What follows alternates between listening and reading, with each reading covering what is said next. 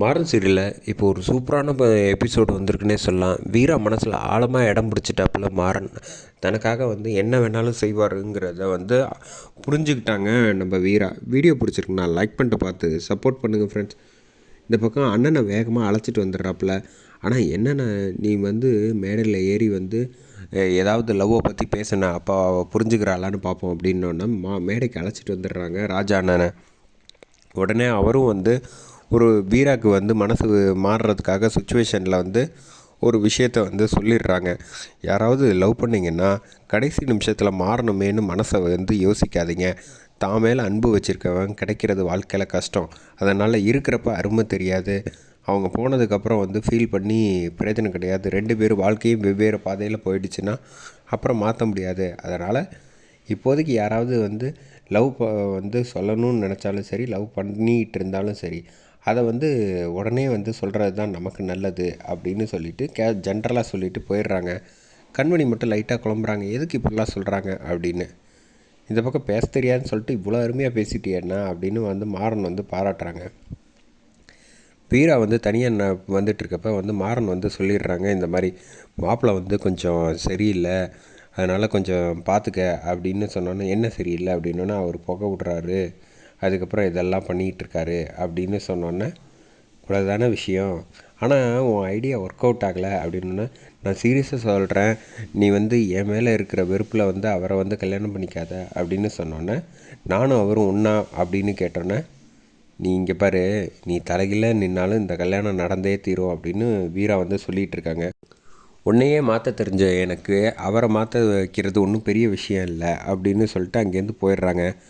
அதுக்கப்புறம் இவருக்கு ராஜா அண்ணனுக்கு எல்லா விஷயங்களும் அந்த இருக்கிறதெல்லாம் தெரிஞ்சோன்னா அவர் ஸ்டேஜ் மேலே ஏறி எல்லாரையும் பதட்டப்படாமல் போங்க அப்படின்னு சொன்னதுக்கப்புறம் எல்லோரும் போயிடுறாங்க. போனோன்னே வீராவை எங்கே இருக்கா, மாறன் 2 பேரையும் காணும் அப்படின்னு கண்மணி புலம்பிகிட்டு இருக்காங்க.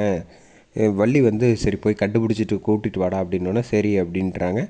அங்கே போனால் வீரா கிட்ட அங்கே ஆஃபீஸில் ஸ்டாஃப் வேலை செய்கிறவங்க எல்லாம் நீங்கள் மாறனை ரொம்ப மிஸ் பண்ணிட்டீங்க அப்படின்னு பேசிகிட்டு இருக்காங்க.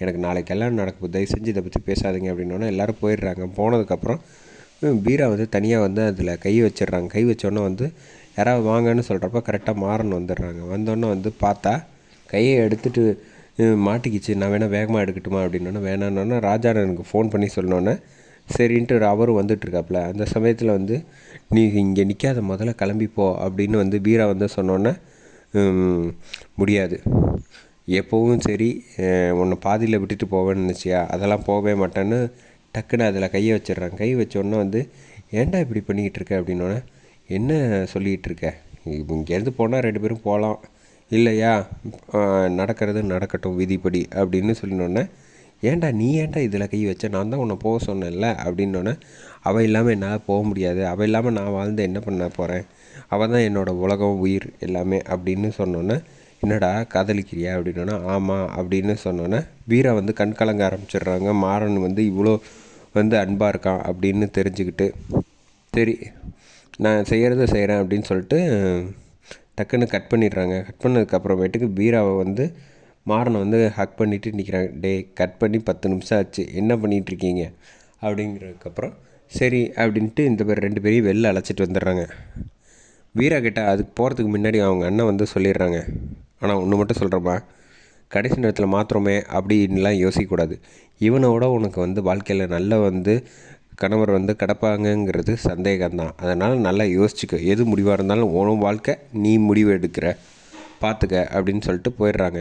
இந்த பக்கம் ராஜா அண்ணா சொல்கிறாங்க, டேய் நான் நினச்சிருந்தா நீங்கள் 2 பேரும் கையை எடுத்துருக்கலாம், அப்போ கூட ஒன்றும் ஆயிருக்கா, இருந்தாலும் நீ அவளுக்காக என்ன வேணாலும் செய்வேன்னு அவள் உணரணும்ல, அதுக்காக தான் நான் அப்படிலாம் சொன்னேன் அப்படின்னா, தேங்க்ஸ்ண்ணா அப்படின்னோடனே, அவள் மனசில் நீ ஆழமாக இருக்கடா, ஆனால் நாளைக்கு கல்யாணம் நடக்கும்போது அதுக்குள்ளே சொல்லிடுவாளா, எனக்கு என்னமோ சந்தேகமாக தான் இருக்குது, ஆனால் அவன் மனசில் நீ இருக்க, அதை ஏதோ ஒரு விஷயம் தடுக்குது அப்படின்னு சொன்னோன்னா, மாறன் லவ் பண்ணப்போ ப்ரப்போஸ் பண்ணப்போ அந்த ஒரு செகண்ட் காட்டுறாங்க. அவங்க அண்ணன் இதுக்கு தான் காரணம், அதனால தான் வெறுக்கிறேன் அப்படின்னு புரிஞ்சுக்கிறாங்க. வீட்டுக்கு வந்துடுறாங்க. வந்ததுக்கு அப்புறமேட்டுக்கு மாறன் யோசிச்சுட்டு இருக்கப்ப யார் வச்சிருப்பா ஒன்றும் புரியலையே அப்படிங்கிறப்ப வள்ளி வந்து சொல்கிறாங்க, டேய் நாளைக்கு கல்யாணம் நடக்க போது அதுக்குள்ளே என்னடா பண்ண போகிறேன் அப்படின்னா, விடு எதுவாக இருந்தால் நான் பார்த்துக்கிறேன் அப்படின்னு சொல்லிட்டு வீராவுக்கு வந்து ஃபோனை போடுறாங்க மாறன்.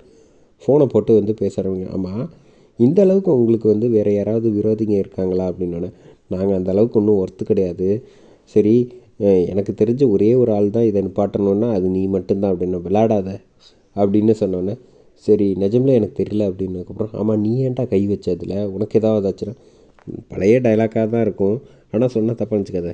சரி அட்லீஸ்ட் உன் கூட இங்கே தான் வாழ முடியல, மேலே போயாவது சந்தோஷமாக இருக்கலாம்ல சொர்க்கத்தில் அப்படின்னு சொன்னோன்னே, ஏன்டா இப்படி பண்ணிகிட்ருக்க அப்படின்னோடனே, உன் மனசில் நான் இருக்கேன், நீயே வந்து வெளிக்கொண்டு வருவ, எனக்கு எல்லாமே புரியும், அதை வந்து நீ கூடி சீக்கிரம் புரிஞ்சுப்ப அப்படின்னு சொல்கிறாங்க.